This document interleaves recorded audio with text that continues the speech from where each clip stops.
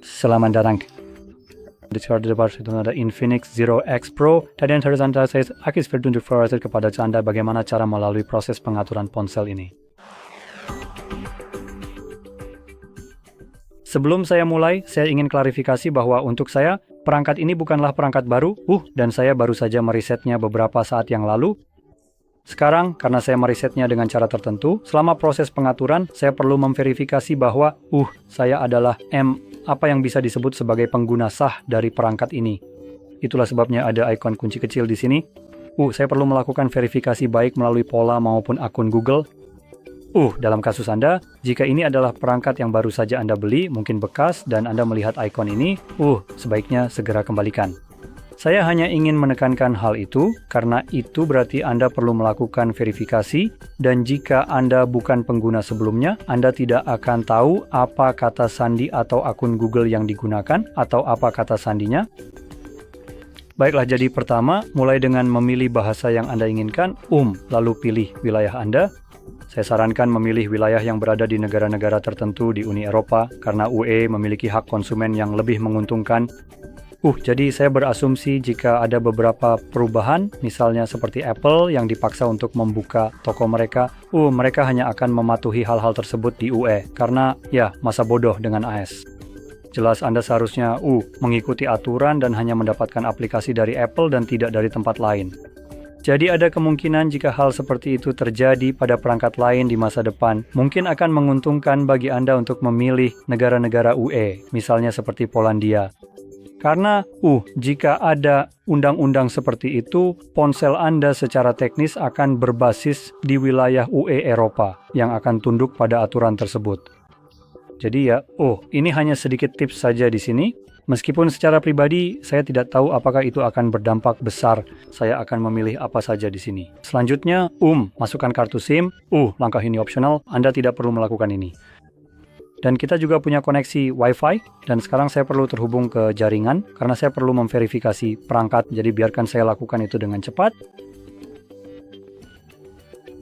Jadi setelah Anda memverifikasi atau masuk ke Wi-Fi Anda, seperti yang bisa Anda lihat, kita punya beberapa petunjuk pengoperasian dan instruksi. Jadi kita punya baterai yang tidak bisa dilepas. Kita bisa langsung pilih berikutnya. Selanjutnya kita punya syarat penggunaan. Jadi kita punya perjanjian lisensi pengguna dan beberapa kebijakan privasi syarat penggunaan. Anda bisa mengetuk keduanya dan itu akan membawa Anda ke sebuah artikel atau artikel pada dasarnya perjanjian hukum.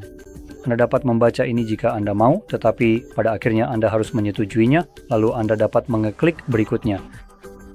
Nah, seperti yang sudah saya sebutkan, ponsel saya terkunci, jadi sekarang ponsel akan menghubungi Google, mengecek kondisinya, lalu muncul pop-up, salin aplikasi dan data, opsional. Saya akan pilih jangan salin, lalu saya perlu memverifikasi pola saya di sini.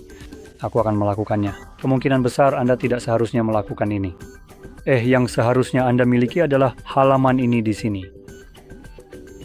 Jadi di sini, Anda dapat masuk ke akun Google Anda jika Anda mau. Jika tidak, Anda dapat melewatinya. Dan kemudian kita memiliki layanan Google seperti pemindaian lokasi dan pengiriman data pengguna dan diagnostik. Anda bisa mematikan semua itu, tapi jujur saja ini dari Google, jadi sepertinya tidak terlalu berpengaruh. Google bukanlah perusahaan yang paling bisa dipercaya di dunia. Kalau tidak, mereka tidak akan terus-menerus terlibat dalam gugatan class action. Jadi kemungkinan besar mematikan ini tidak berarti apa-apa. Google akan mendapatkan data mereka dengan atau tanpa izin Anda, kemungkinan besar, jadi saya akan abaikan saja ini. Selanjutnya kita punya baca aplikasi tambahan. Sepertinya tidak ada yang bisa kita lakukan di sini, jadi kita langsung klik OK saja.